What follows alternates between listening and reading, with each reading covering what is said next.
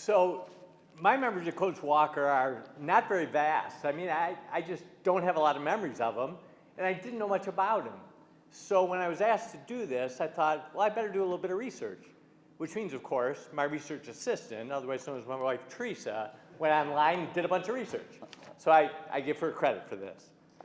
So let's learn a little bit about Coach Walker. So he graduated from Benedictine High School in 1967, which when I saw that, I thought, man, that guy was only 8 years older than we were when he was coaching us.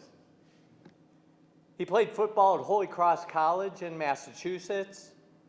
He then became a Spartan. He went to MSU to get his master's in education.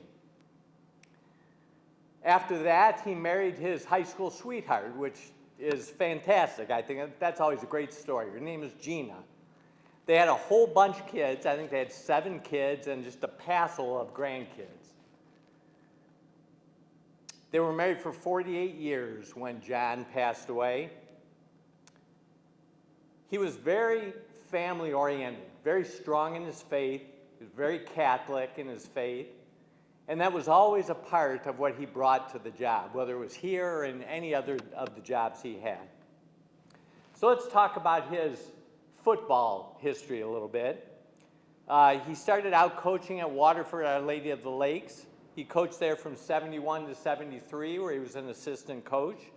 Then he came over to Rice and took charge of the defense. So he was our assistant coach, and he coached at Rice through 76. After that, he went over to Troy Athens and became the head coach, and from what I understand, kind of built that program from nothing. So not unlike our coach for Casa, kind of built it up from nothing. So that's a pretty good legacy there. His record overall was 182 wins versus 128 losses and 1 tie.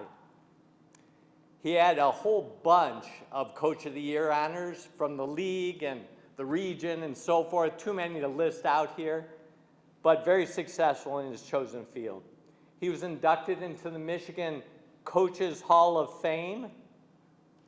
And by the way, if you're interested, look up his acceptance speech on YouTube. He's very emotional. You can tell he loved what he did. And he loved the kids even more. Again, going back to our experience here at Brother Rice. I was very moved by the testimonials of his students at Troy Athens when he died. He died in 2019.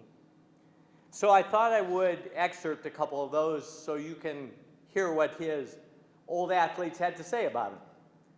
So they were peppered with things like, he demanded responsibility to being good human beings.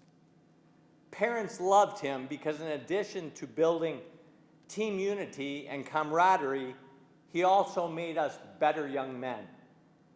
He preached about team, brotherhood, and humbleness. And he lived what he preached and led by example. I mean, I can't think of a better legacy than that.